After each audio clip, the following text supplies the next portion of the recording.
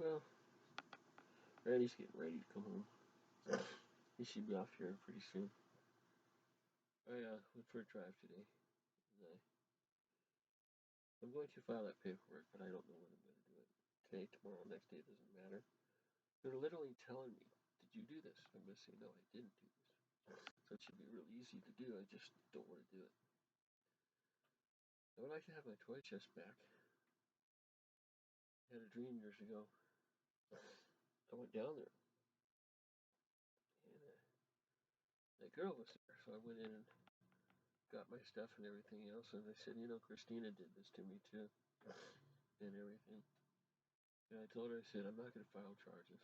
I don't know what the government's going to do, but I'm not going to. I just want my toy chest. She said, oh, you're very sweet. So how do you figure things out? Most of it's feeling. The rest of it's proof. I'm a fed. And I look at my toys. I don't have any toys anymore to look at. I gave up all that. Donald's been trying to get me to go to work for him. He just hired a girl, and she said, oh, you have really pretty hair, and ABC wants to hire you. Okay, so anyway, she gets hired because she's pretty. I thought that was kind of shallow. But anyway, I was also thinking, I'm pretty. I know he's been after me to work for him for a while now. I think they're about ready to give up. I've been donating a little bit, not very much. I'm one of their top donators, they say, but I don't think I donated the money they think that I did. I think that it came out of my accounts somehow. Somebody donated. I didn't do it. I'm not certain. They did it. I'm saying somebody else did it. They put it in my name. I really haven't donated all that much, but I think I'm Donald's favorite donator. Why? Because I'm the English brat. That makes more sense than anything. So the doves were talking to me earlier today. Usually I go up and talk to them. I was doing that I started in San Diego. And I started to get the birds to sing. They come over and entertain me. And believe it or not, talk to me and give me a love. So I started talking to him.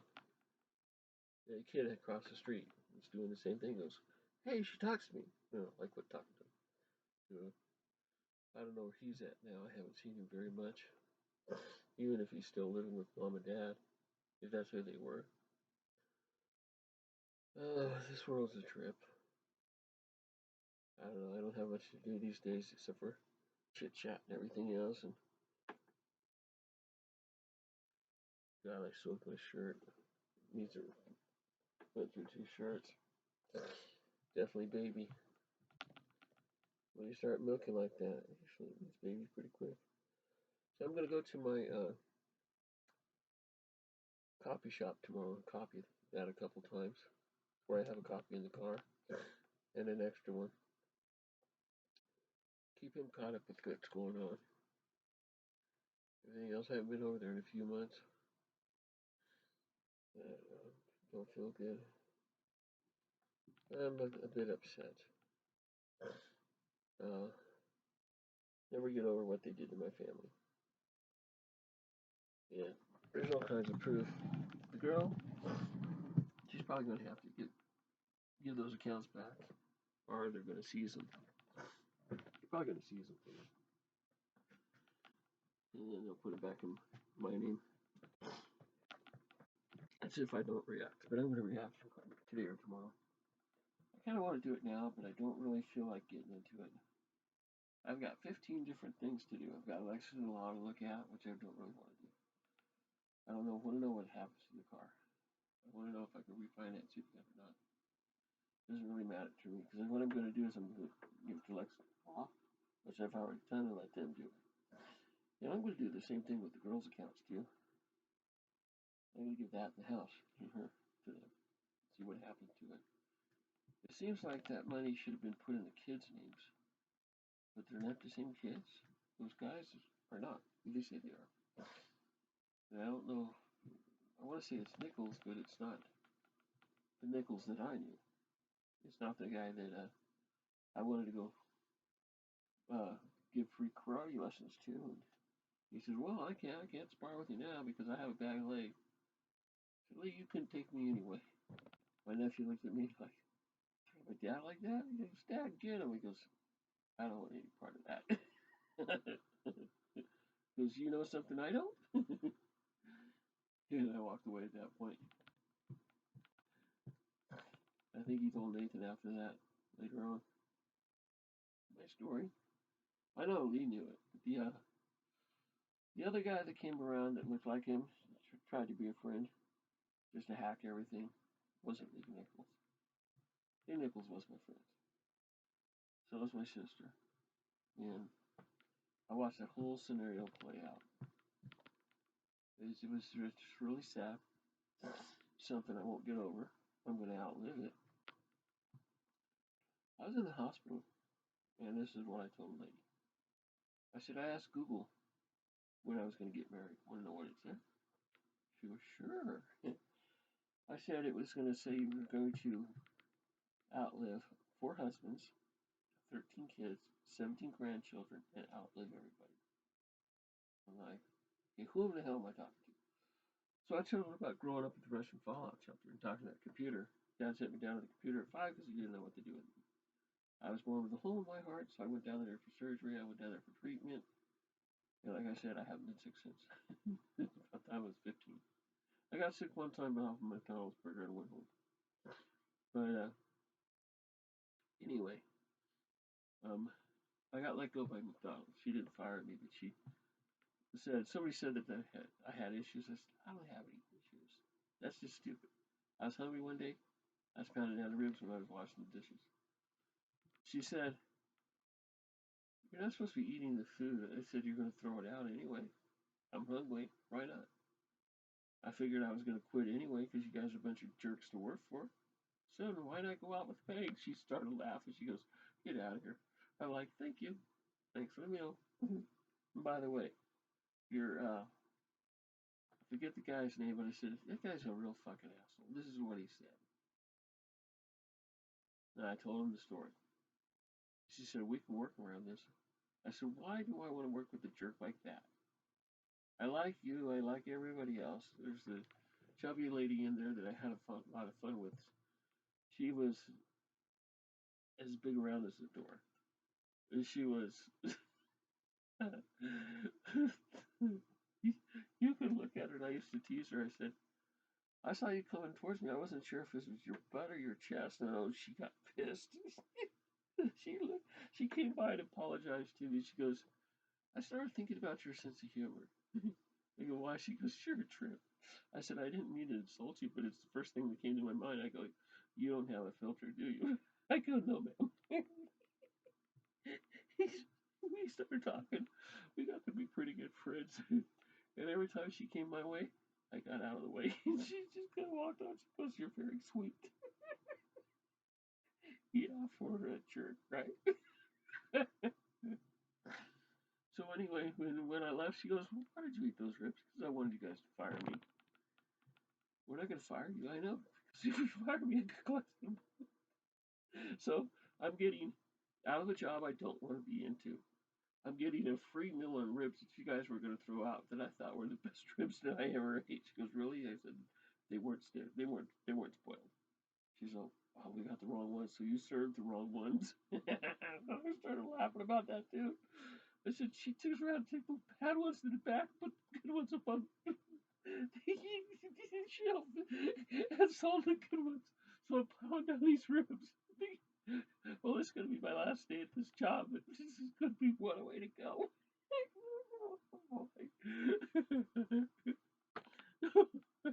I had all this going on at McDonald's and everything else. And the guy that was there, they were going to get ready to make him assistant manager. And I went down there later on, about a couple months later, to see my friend. Asked something she goes, I really miss work with you. We wanted another job. I said, no, it's not going to work out because some of these days I'm going to get hungry. I might just start plowing down the hammer. She goes, I really miss your sense of humor. Where are you working at now? It's Kentucky Fried Chicken. How do you like it? It's not much better. But it's one thing that when I get hungry, I'm not going to pot out the food and go out with a bang. She was on a diet, so she lost some weight. I never commented about it, but she gave me a hug. She goes, "You're one of my favorite people ever." I said, "You too." And I walked off, and I forgot the name's been long forgotten and everything else, but the story is true. And some of my friends are going to remember that story. Ones that are close to me when I left there, I was pretty upset. I told him, I said, "Dude, you can't do that." I said, "Yeah, the ribs are good."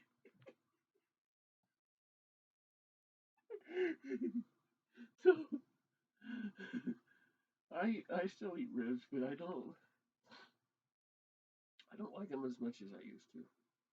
Let's just say that's kind of like when, where else did I go? After that, I went to the donut shop. And I got along with everybody really good there, and I was doing really well at the job. And Corey was hanging around, and we were becoming friends, and I went over to the bowling alley and got a job with him instead. And that was a lot of fun. That's when I started going to the bowling. But the guy goes, "You can start off eating the donuts if you want to." And he goes, "I heard about your rib situation. I called the company for a reference." And they said, "Is it a restaurant?" Yeah, I said, "You like to eat when you're not, you like to eat food when you're not supposed to." She told me the story. And she said she was laughing when she told me. I said, well, when he come back and asked about her, I said, "She's a big girl." He says, "I know, I've heard about it." And I told him what happened. I told him that they threw out the wrong set of ribs. And I was going to quit anyway because the boss would come up and say something to get me started talking. And I was walking talk at the same time. And I didn't know he was gone. He ran down the stairs to get the manager, say, "Hey, come here, come here." He's talking to himself. And he was teasing me like that. He wanted to get me fired. I mean, you can't fire somebody for talking to themselves. I said, "Wait a second, I was talking to you and you ran down the stairs." I go, "Ma'am, did he come to them running?" He said, "Yes, he did." So she knew my story was true and his wasn't.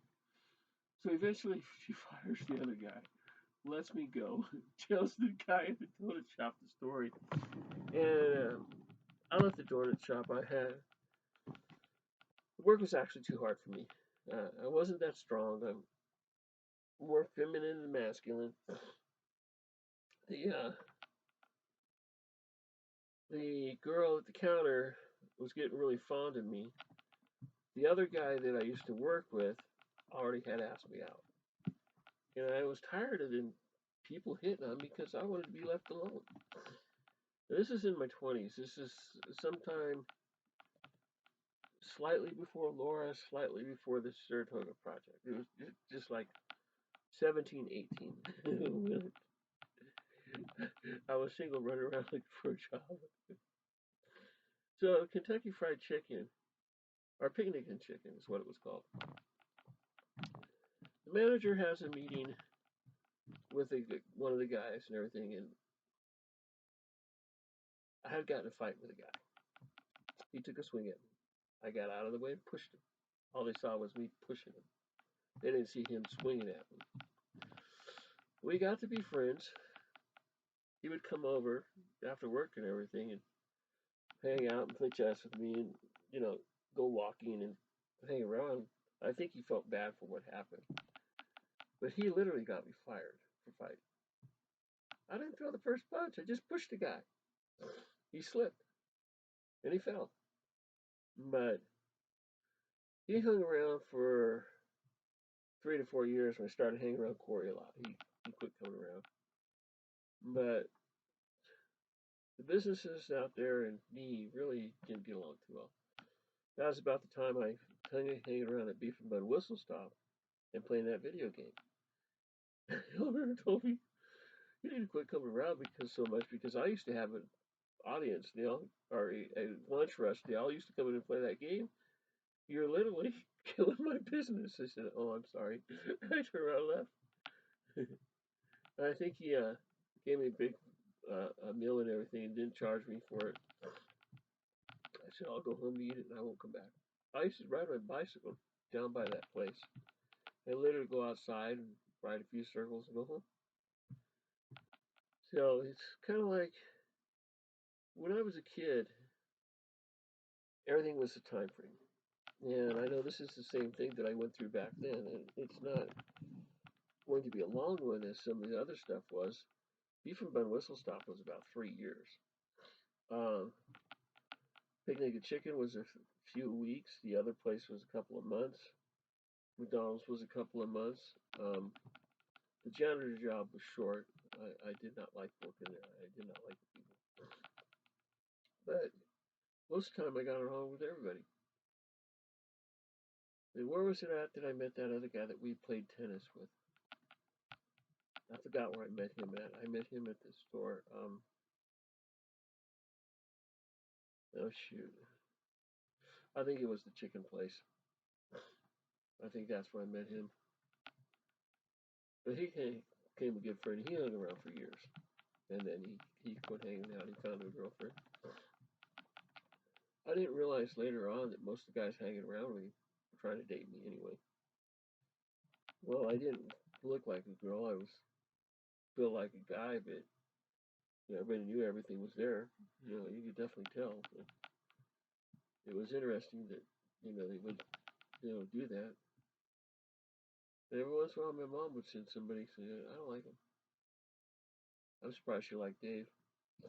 The Hanson guy, I think, is still alive. I saw him a while back, but he had a neck, and they used to call him Turtle. But I don't think it's the same guy. I think it's another imposter. San Diego had a lot of wealthy people in the neighborhood. A lot of them were military. A lot of them were business owners. And La Mesa was on the border of San Diego, which was a very wealthy neighborhood. And La Mesa was the next one up. And then El Cajon was kind of like, we call it the toilet. And then you got into Lakeside, which was Rednecksville. I hang out there for years too.